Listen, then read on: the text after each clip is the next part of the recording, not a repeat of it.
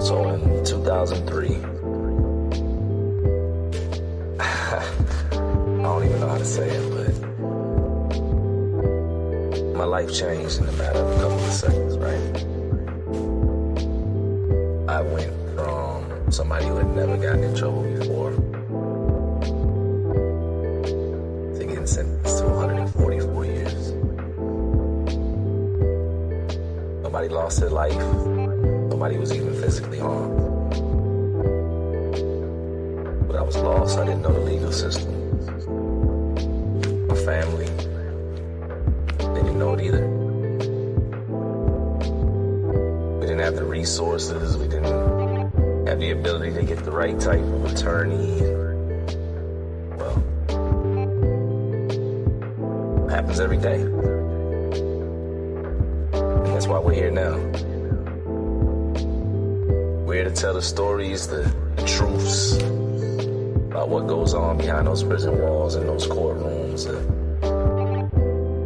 the fights that y'all don't see, y'all don't know, things we've had to endure, things we've had to overcome, and the harsh reality of what we'll call the injustice system. Welcome to our world. Hear our stories. Hear our truths. Welcome to the voices.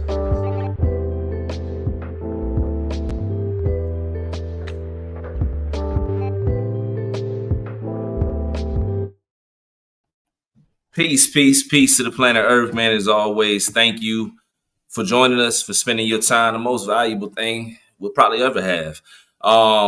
We're here, round two, just on earlier with Emily Barnes out of HOJ, speaking about tragedy, a horror that occurred in Oklahoma.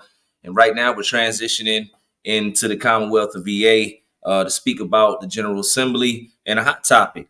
The topic at hand, the conversation is second chance, the second chance bill. Right now, there's different perspectives. There's been some changes going on, right? It's been developing this way, that way. I've heard a lot of conversation, and I'm directly impacted by what goes on in the Commonwealth of Virginia because there are people like my brother, Jefferson Ellie, who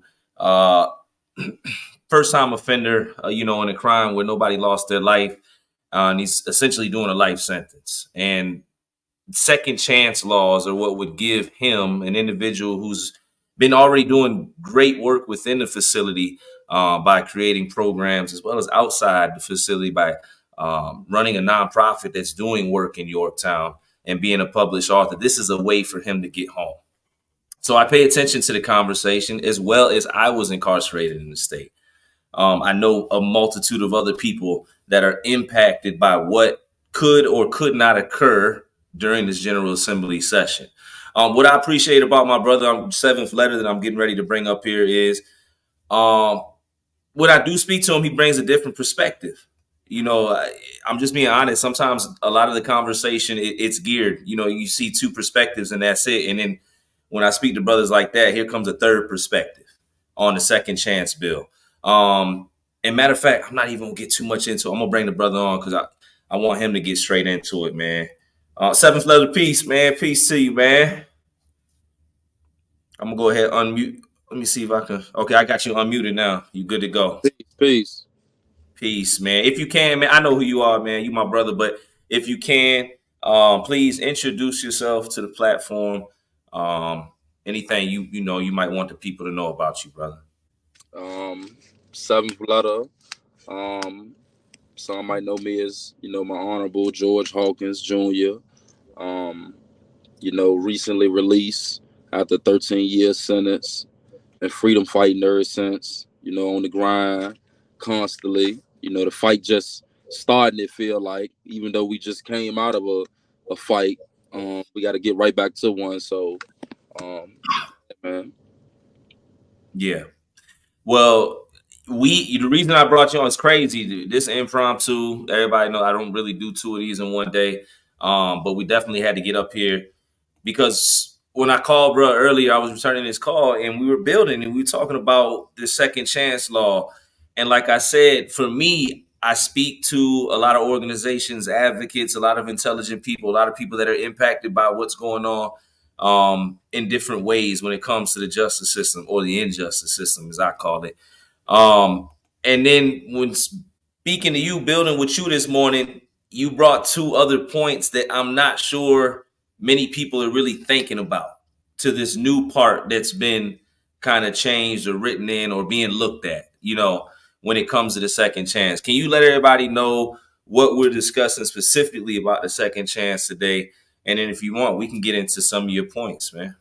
Okay. Well, just the this is a personal situation for me, man. This is a personal issue, and me personally, in my situation, I was charged with aggravated malicious wounding, and also attempted murder. My aggravated malicious wounding was on my alleged victim, and attempted murder, the other victim didn't even get harmed, but he's in my case as a victim. So my victim is actually at Red Onion State Prison for first-degree murder. Right after my trial and my situation, after they convicted me, gave me the maximum sentence and sent me to prison at 17 years old, he was allowed to go back on the street as my so-called victim, and he got a first-degree murder, which I think got like 50 years for right now. So had I been in a situation where, because my charge is a severe charge, even though my charge is so broad that it's 20 to life, I could have gotten 50, 60, 70 years had I not been a juvenile. So I would have needed second look in order to get my case heard again. And I would have been in a situation where if this victim amendment is correct and accurate, and it is to be interpreted as written, then my victim is at Red Onion State Prison for first-degree murder, and he would have had to come speak on if I deserve my freedom or not. Can you speak? I want to stop you right there. This amendment, when it comes to the victim being able to potentially veto you coming home from prison, or somebody coming home from prison. Can you speak directly to what what that is, for anybody that may be like, what is he talking about when he? All right. Well, basically, this bill is putting the power. It's supposed to be a second look. So this bill is supposed to consider what this person has done since their incarceration, since the worst act that they may or may not have committed. So this is supposed to look at your case a second time, and the victim is getting the power to basically have the ultimate say-so whether you get your freedom back or not. So for one, a victim is emotionally invested into the situation. That makes them obviously biased. So that's the reason why they wasn't the judge at your first proceedings. Like the victim has, the ability to give their testimony and, victim impact statements and things of that nature. But however, they not the judge. Ultimately, your fate is going to be decided in the court of law. So all these years later, if we go back and we call this a second look, but the victims has the ultimate say-so and power whether I get my freedom back or not, that's not considering none of the things that I've done since my incarceration. It's defeating the whole purpose of second look. Right, because when you were speaking, when we were building about it this morning, and you were speaking to some of the points, my immediate thoughts were, okay, if I'm a victim, right, and the guy, whoever that victimized me, this crime, I'm living my life. I'm thinking he's got 30 years. And after 8 years, I get a letter. These are hypothetical numbers, by the way. Yeah. I get a letter in the mail or email, and it just says, hey, Mr. Willers, the guy that shot you in the leg is coming home. 9 times out of 10, I'm going to have an emotional response to that initial contact. And if it's simply a click yes, a click no, I'm not thinking that through. I'm reacting. I'm not taking into consideration. And now we don't know, again, if they do this, we don't know if they're going to email or something that says, hey, this is everything Mr. such and such is completed. We don't know what that looks like. But my concern again is what you said. It's supposed to be based on what he's done after the fact. But if you still making a decision based on how you feel about why I got put in here, then that and then here's the thing that, and I don't know if everybody, because I want this point to be lost on what G was saying, what 7 Level was saying. If my victim, if I've been locked up for 20 years and I have the opportunity to go home, and in between time, my victim turned into a psychopath serial killer and took the lives of many, he would still have the ability to veto my release to freedom. And that's what I said this morning to you. Again, not saying that I even think that piece should be on there, because I don't. And that's just my perspective. But if that does get included, what qualifies? We don't even know if the victim is mentally competent to make a decision that serious and impactful when it comes to somebody's freedom. But that's it. I just wanted to make sure, because that's serious, man. And when you said it, I was like, that's crazy. Because automatically on the surface level, because here's me. I'm moving. I hear, I'm just thinking everybody's victim is in the community and society. I don't know why I'm thinking that way. And you brought up a valid point. Yo, if I was in that situation, it would have been somebody that did something worse than me that would have had the ability to say whether I come home or not. Absolutely. That's great. And I got another point, man. I was building with a brother today, and he brought something to my attention. And I just wanted to shed some light on it, without giving up too much information, because this is real personal, right? A brother who's behind bars serving a lengthy sentence. He's been down about 25, 30 years so far. His wife was murdered since he'd been down, right? During his incarceration, his wife was murdered. Right now, he's in a legal battle with the courts trying to fight, because they trying to basically say that he's not a victim because he's incarcerated. So they won't allow him to write a victim impact statement. I think they caught his wife killer, if I am mistaken. And, the trial is coming up soon. He want to be at the trial. This is his wife. This is the person. Yeah, this is his wife, man. So he isn't being allowed to write a victim impact statement. And, I don't know all the legalities of everything. Right. But from what I'm getting from him is, like, he not even being considered a victim because he's incarcerated serving this lengthy sentence. And his if I could just speak for him, he told me, and it was powerful, that there's no such thing as a perfect victim, because he's a victim. Right. But he incarcerated serving X amount of years. And the dude in my situation can be received as a victim. In my case, he a murderer. So then the dude is out here that, he might have been doing the right thing, but then he might have started getting high or drinking or whatever the case may be, and he started robbing. So now he's a robber. Right. He could be a victim. It's too many variables in there, and the math ain't mathing on that, because there's no way that it's balanced. If you put that piece into it, it has to be balanced across the board, and it's too shifty. There's too many places. Like we said, my victim just ran over 8 people last week. Yeah, my victim. Unfortunately, he suffers from schizophrenia. I don't know. I don't know. I'm just saying that there's these weird variables, and I know my concern is, right, when it comes to advocacy, and I know that deep down we're fighting for a whole, but deep down, like for a lot of us, the motivational piece is our family member, our loved one. I try to put myself in the shoes of somebody else, because I can tell you it's not going to benefit my people. Yeah. I'm just going to tell you it's not going to benefit my people. I don't feel that it will benefit my people. But I can see, whether I agree with it or not, why somebody else might say, well, because maybe there are situations where victims have forgiven, obviously. but the percentage is none. You spoke about something earlier that stuck with me. You said something about drops in a bucket, where something can be offered, right, to appease something, right? Well, I just give you a little bit, and you're good with that. But man, you could have had so much more. You don't even know. Yep. You want to speak to like how you see it when it comes to like what if anybody doesn't understand if something like that is in place and that is the final piece. Again, we're just speaking. This is nothing is in stone. This is conversation, but these are developments, right?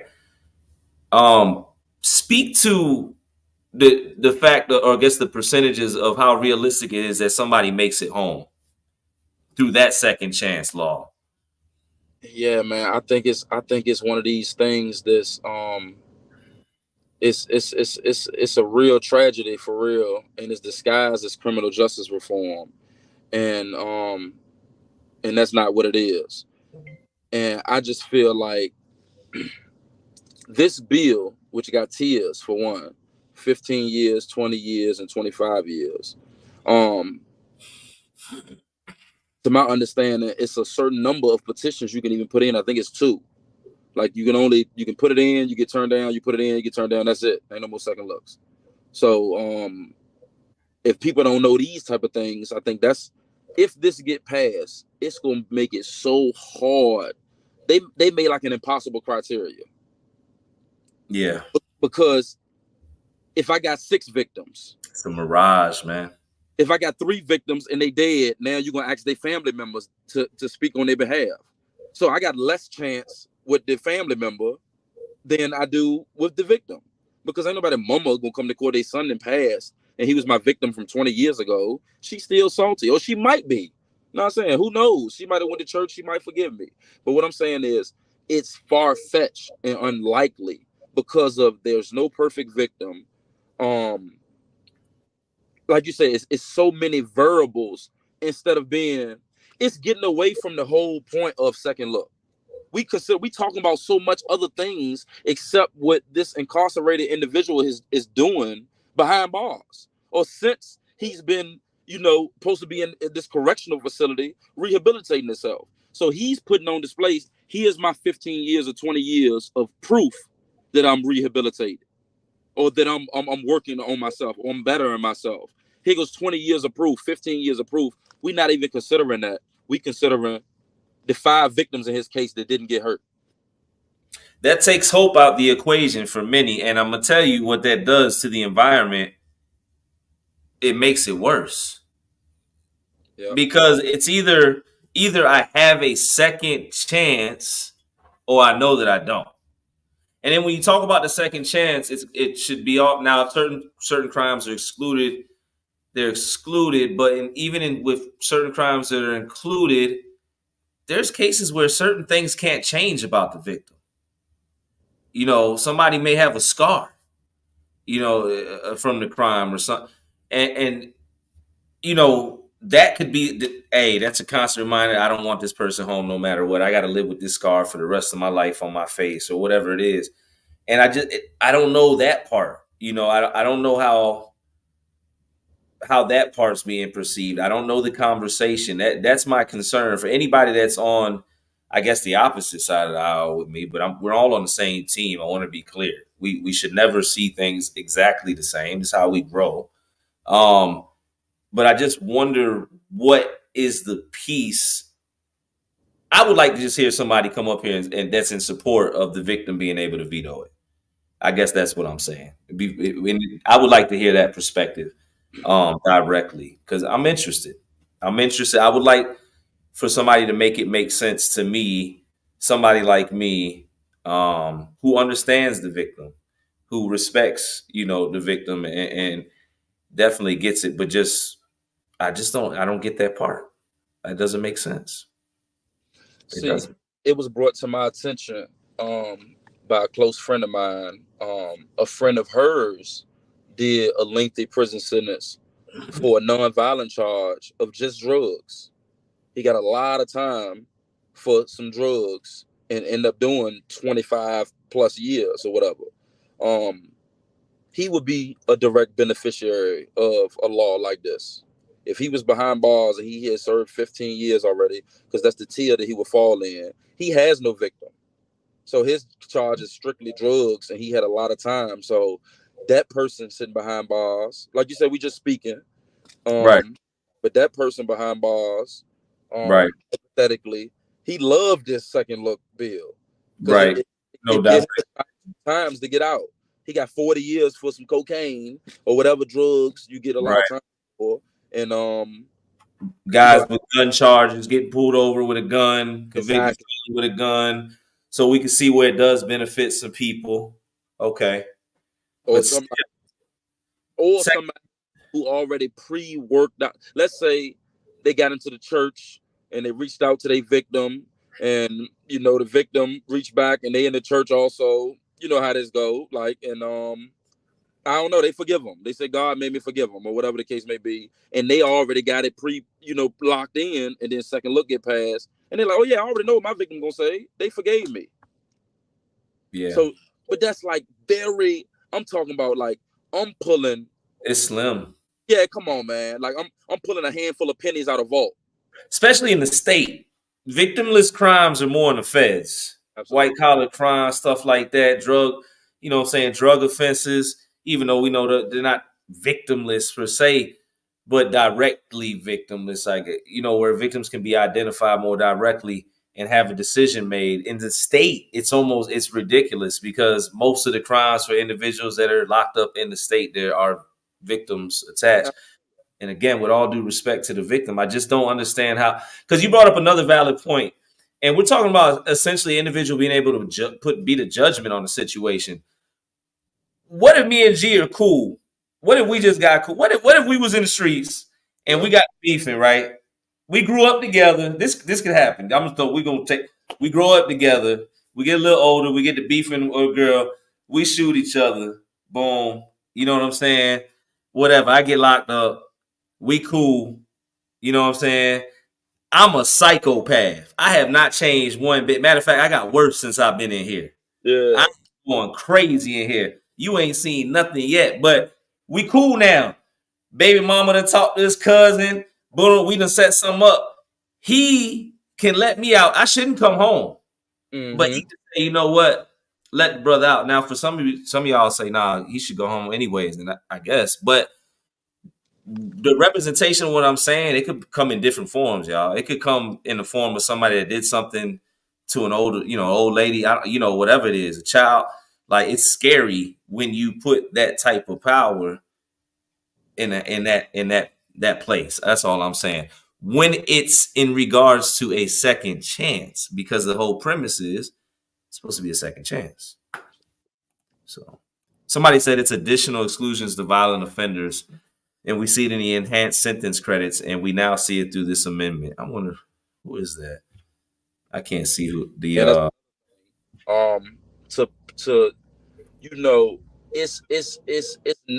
it's more crimes than robbery and assault, and like it's white collar crimes. It's all different crimes, comes in all varieties, shapes, and colors, man. So to single out violent offenders, like you were just saying, in the state correctional facility, most of the crimes is financially motivated, and they got victims. Yep. People that were in poverty, the majority of we know what it is. I think we should be cautious again. I like we discussed, there's people, obviously something like that could benefit. But man, the percentage of people that are going to come home from the state are slim to none. Yeah. And I don't know, with the amount of work that's been put in, from the people, from the advocates, the organizations, the lawmakers, I don't even think that's fair. You know what I'm saying? It's almost as if, you kind of regroup and say, you know what, let's present something different, but I don't know. Somebody put it's a second look to possibly be granted a second chance out here. The talking points for opposers must be refuted and education pushed hard. I completely agree 100%.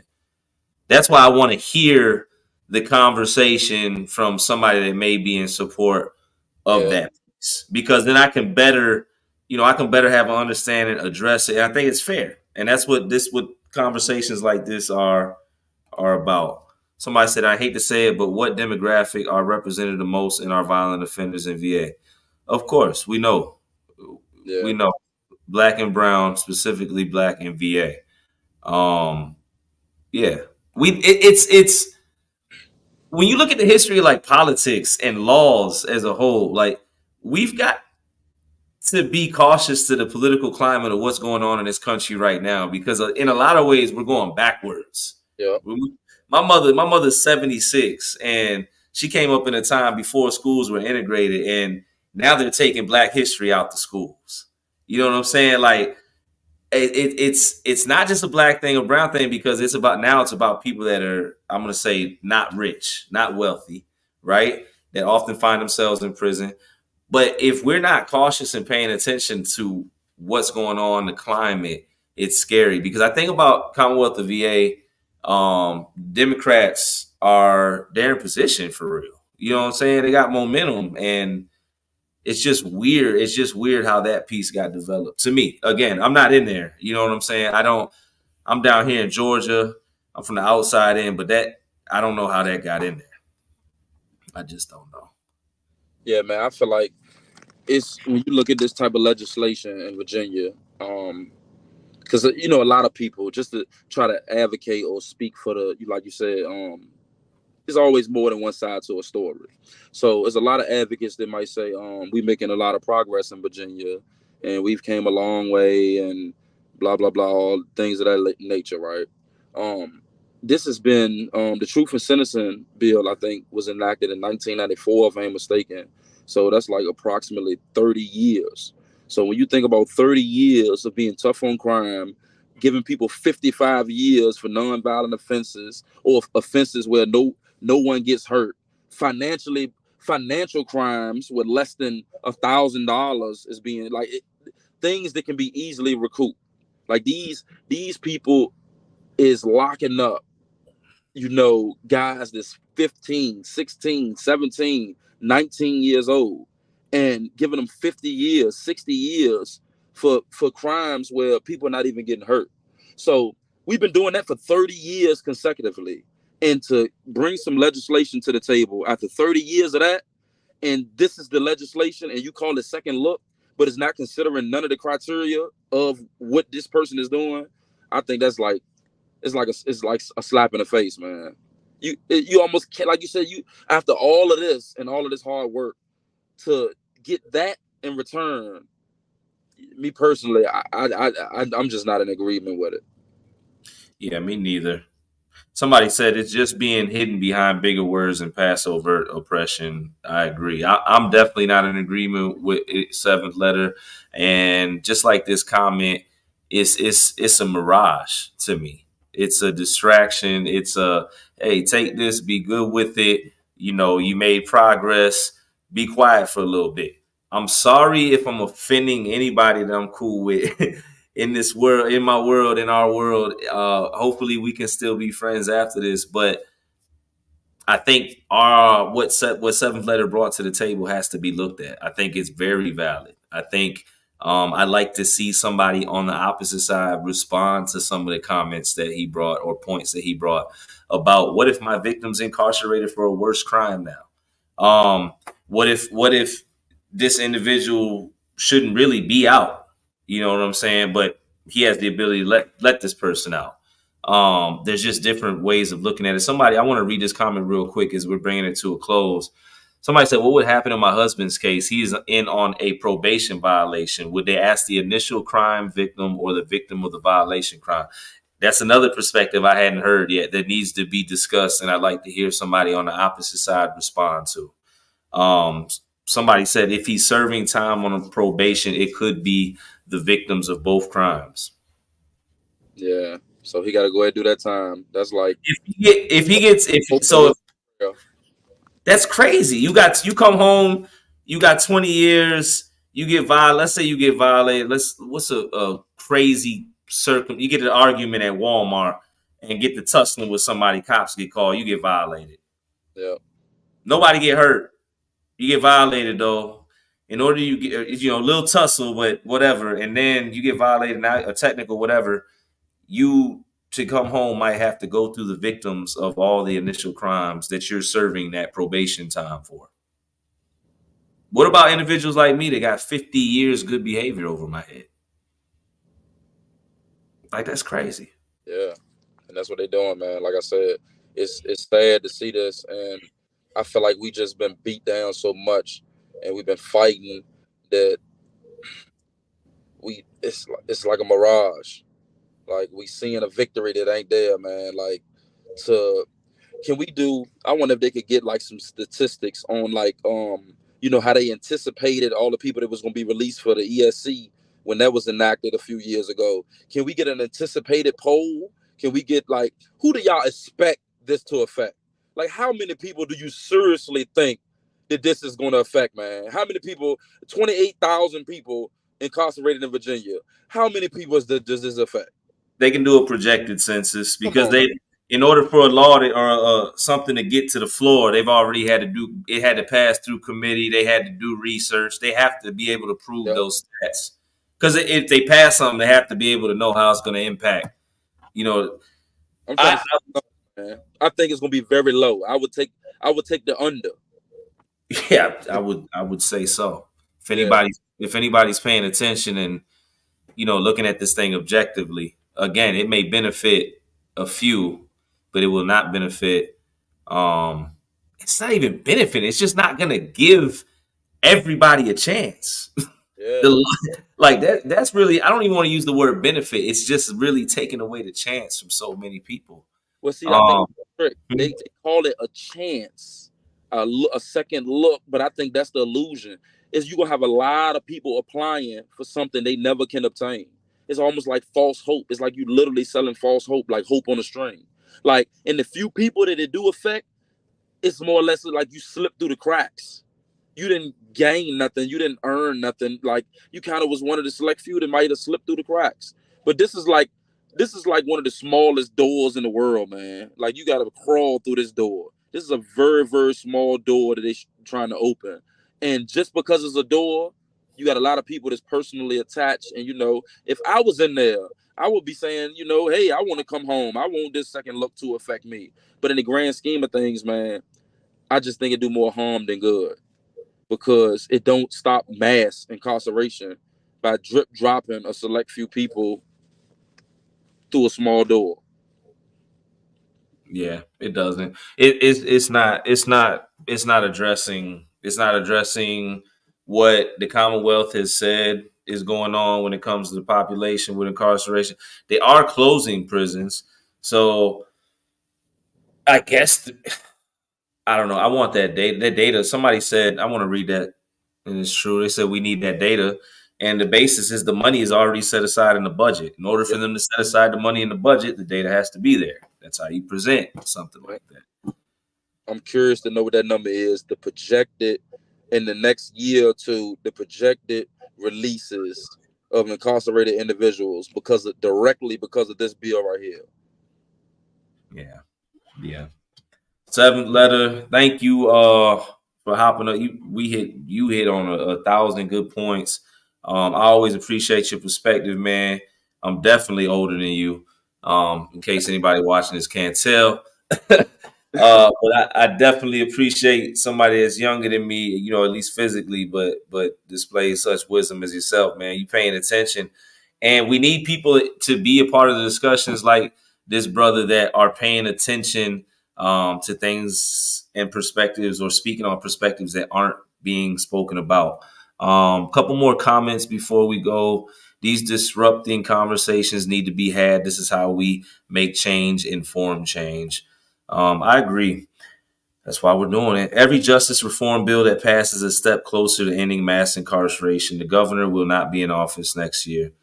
The governor will. Shout out to Humanization Project. Every justice reform bill that passes, if more people are going home, that's a perspective. But man, I don't know, man. When I think about certain individuals and their family members in that bill, just that piece, I respect what you're saying, but I just want the second chance to. I want everybody to have that second chance. Yeah, Um, Proper education. You better always corrects errors. Welcome absolutely. home. Peace, everybody. I'm just going through the comments, man. Seventh letter, you got any closing thoughts before we hop up off here for this one, man? Yeah, I just want to say, man, that you know, being newly released, still ain't even make it to the year mark yet. I got a personal um, issue with this mass incarceration issue. And I'm all for everybody coming home, and I Yeah. just don't want to be bamboozled. Like, I think that's my thing, man. I think we've been doing the same thing for a long time, and I know I got a lot of friends and family that's incarcerated, man, and they tired, man. We tired of accepting, these type of chopped and screwed bills and false hope and a little bit of people coming home. And like, I think, man, like we 30 years into this truth and sentencing thing, man, and it's time to do something different. And even accepting this little bits and pieces of reform at a time, I'm not in agreements with that, but I am in agreements with people coming home. So I just wanted to say that. Yeah, most definitely. Um, yeah, I'm in agreement. Like Humanization Project said, yes, each step. Because I remember sitting back in 2003, 4, 5, 6, 7, 8, 9, 10. People, every time General Assembly come, guys would be like, yo, did you hear it? They about to change the law. It was all rumors. There was no traction, no movement. So yes, I agree. I see progress. I see steps forward. I just want to make sure we don't take any steps back. And I just want, again, if anybody knows me when it comes to advocacy, very seldom do I speak about my brother's case situation. I want to make sure everybody's highlighted. Um, but yeah, even taking him out the equation and putting myself back in that situation when I was incarcerated, somebody that was locked up for a robbery offense as a driver, never went into the place, and the weapon was a BB gun. And I was given 144 years. Like I would have to have had 6 different people say he can come home, and for any of them to say no after I did stuff, that would have been crazy. When you think about it, nobody got hurt physically. It was a BB gun, but these are the things I'm thinking about. Um, yeah. Other than that, proud to announce, man. We've got some good stuff going on. We got Advocacy 101 getting ready to come up here um, with Kirsten Knight. She's coming back up here from 40 strong. Very strategic mindset, definitely appreciative. We got Humanization Project. We got Taj from Humanization Project getting ready to come up here.